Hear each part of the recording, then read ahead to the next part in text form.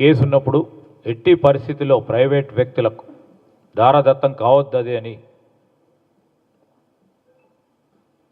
ప్రభుత్వం తరఫున సుప్రీంకోర్టులో పోరాటం చేస్తే స్పష్టంగా సుప్రీంకోర్టు ఇది సుప్రీంకోర్టు ఇచ్చిన తీర్పు, ఇది ప్రభుత్వ భూమి అని ఇవ్వటం అందరికి కూడా తెలుసు.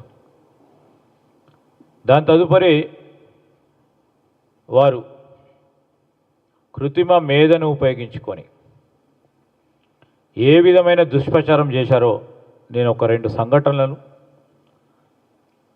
మరి మీ ద్వారా తెలంగాణ ప్రజలకు కానీ యావత్ దేశానికి సంబంధించిన ప్రజలకు కానీ మా విశ్వవిద్యాలయానికి సంబంధించిన విద్యార్థి సోదరులకు సోదరిమణులకు చూపెట్టదలుచుకున్నాం. ఆ క్రమంలో నేను ఈరోజు ఒకటి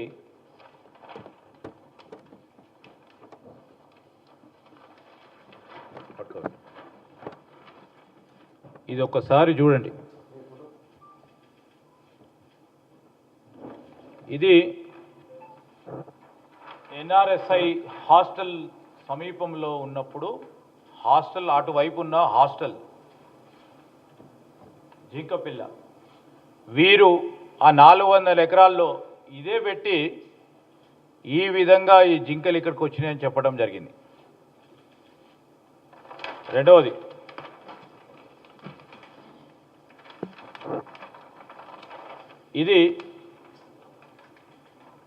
ఇది వైజాగ్లో ఒకరి ఇంటి ముందట వచ్చిన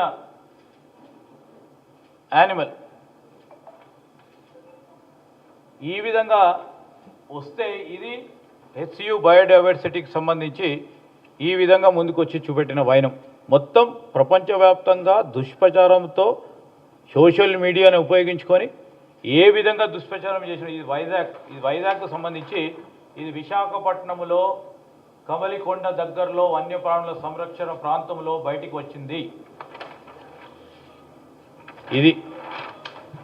ఇది ఏఐ జనరేటెడ్ సంబంధించి ఆ వన్యప్రాంతాలకు సంబంధించి ఈ విధంగా వారు పెట్టడం.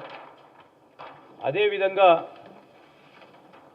9 ఏళ్ల క్రితం ఇది ఫ్యాక్ట్, ఇది 9 ఏళ్ల క్రితం రాజస్థాన్లో చనిపోయిన జింకను చూపించారు ఇక్కడ 9 ఏళ్ల క్రితం. అదేవిధంగా ఫ్యాక్ట్ ఇది. ఈ విధంగా ఒరిజినల్ ఉంటే ఈ విధంగా మిషన్స్ ద్వారా పెట్టడం జరిగింది. ఇలా అనేక సందర్భాలు ఉన్నాయి. ఇది ప్రత్యేకంగా కనబడతా ఉన్నాయి.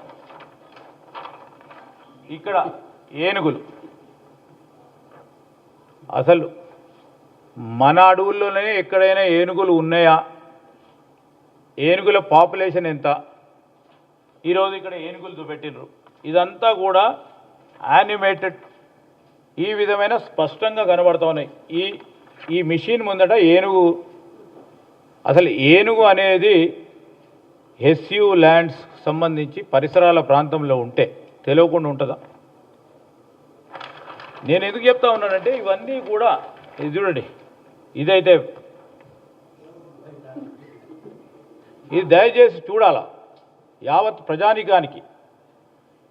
ఇదైతే ఈ ఏనుగులు పోతుంటే మెషిన్లు పోతున్నట్టు ఏఐ జనరేటెడ్ వీడియో క్లిప్పింగ్స్ కానీ ఈ విధంగా చేస్తే మీరు బాధ్యతాయుతమైన ప్రతిపక్ష పార్టీగా మీ పాత్రను నిర్వహిస్తూ ఉన్నారని అడుగుతా ఉన్నాం.